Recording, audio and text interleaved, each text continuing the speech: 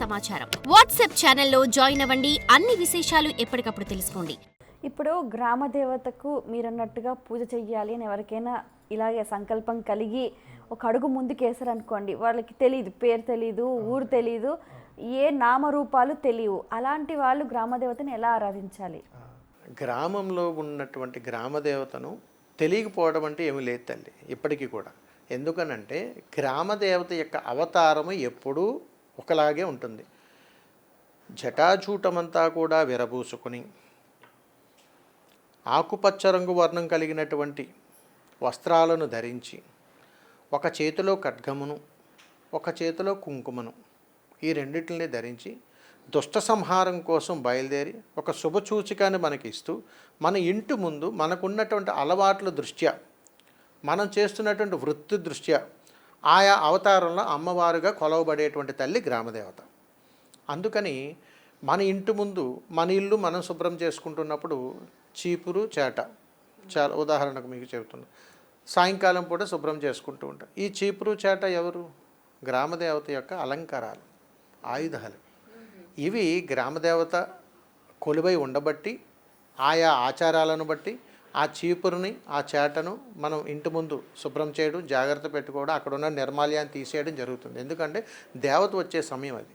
అందుకని సాయంకాలం పూట కానీ వేకువజాము సమయంలో కానీ ఇలా చేస్తూ ఉన్నప్పుడు దేవతను లేని పక్షంలో ఎలా కొలవాలి, ఎలా చేయాలని అంటే మనకు తెలియకుండానే మన దేవతను ఆరాధిస్తూనే ఉంటాం. అందుకనే చీపిని దాటద్దు అని అంటూ ఉంటారు. దేవతా స్వరూపంగా కొలుస్తారు తల్లి. ఇప్పటి కాలంలో అంతా మోడర్న్ అయిపోయింది తల్లి. అయితే కొన్ని ప్రాంతాల్లో కొంతమంది ఏంటంటే మీరు అన్నట్టుగా ఇప్పుడు ఈ చీపిరి చాటాను భగవత్ స్వరూపంగా భావించి ఆ పనులు చేసేవారికి వీళ్ళ ఇంట్లో ఏదన్నా కార్యక్రమం తలపెట్టినప్పుడు వారికి అవి ఒడిబియ్యము, వస్త్రము సమర్పిస్తూ ఉంటారు. అలా పర్వాలేదా? చేయొచ్చా? చేయొచ్చు తల్లి, చక్కగా చేయొచ్చు, నిస్సంకోచంగా చేసుకోవచ్చు. ఇవి కూడా చీపిరి చేటాన్ని ఎందుకు వాడాను అని అంటే ఎక్కడైతే పరిశుభ్రం ఉంటుందో, ఎక్కడైతే అనురాగము అన్యోన్యత ఉంటుందో, ఎక్కడైతే ఆలాపన ఉంటుందో అక్కడ దేవత కొలువై ఉంటుంది. ఒకప్పుడు కొన్ని వేల సంవత్సరాల క్రితానికి మనం పోతే ఇదిగో దేవీ దేవతలు ఇలా ఉన్నారని తెలిసేది కాదు తల్లి. ఈ సమయానికి దేవత వస్తుంది, ఇదంతా శుభ్రం చేయి, చక్కగా ఉంచంటే అక్కడ అలికి ముగ్గులు వేసి చక్కగా దేవతకు స్వాగతం పలకడం కోసం ఒక పుష్పాన్ని కూడా ఉంచేవారు. ఈ రోజుల్లో ఏంటి ముందన్నా కనపడుతుందా తల్లి? అలా చేసిన ఇళ్లల్లో ఈ రోజుకి కూడా వారు భోగభాగ్యాలతోటి నాటి వారు సంపాదించినటువంటి సంపదతోటి ఈ రోజుకి బ్రతుకుతున్నారంటే అప్పట్లో అంత చక్కగా ఆరాధించేవారు తల్లి. నేను ఇది పెట్టాలని లేదు, ఆ తల్లి వచ్చి ఇంటి ముందు నిలబడి వెళ్ళిపోయే తల్లి. అందుకని గడపలకు పారాయణ వేసినా గ్రామదేవతగా కొలుస్తారు, ఇంటి ముందు ముగ్గలిగిన అమ్మవారిగా కొలుస్తారు, చీపురు చేట పట్టుకుంటే పోలేరమ్మగా కొలుస్తారు, ఇంటి ముందు వేసేటువంటి కల్లాపును గంగమ్మగా కొలుస్తారు. ఎన్నో రకాల దేవతలు ఉన్నారు తల్లి. ప్రతి నిత్యము మన ఇంట్లో చేసుకునేటువంటి ప్రతి పనికి కూడా ఒక దేవత యొక్క అనుగ్రహంగానే కొలుస్తారు, వాళ్ళే గ్రామదేవతలు.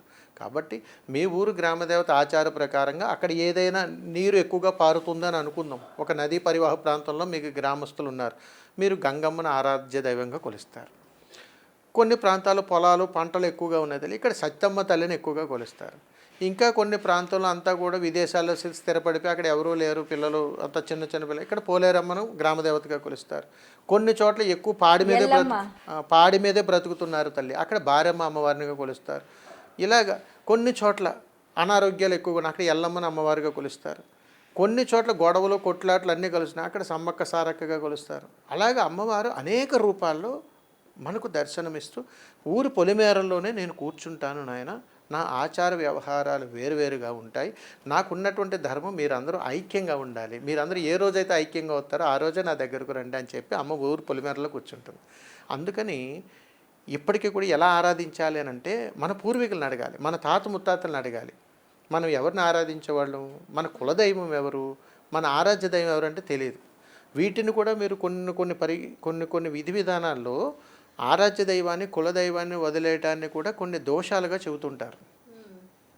అందుకని మేమేం చెప్తామనంటే ఎప్పుడైనా ఎక్కడైనా నువ్వు ఎలా ఆరాధించాలనే ప్రశ్నకు నేను ఎక్కడో పట్టణంలో స్థిరపడ్డాను, ఆ దేవతను నేను ఆరాధించాలంటే నాకు తెలియదు. ఆ తల్లి ఎవరైతే ఉన్నారో ఆ తల్లి ప్రతిమను నువ్వు ఆరాధించగలిగితే చాలు.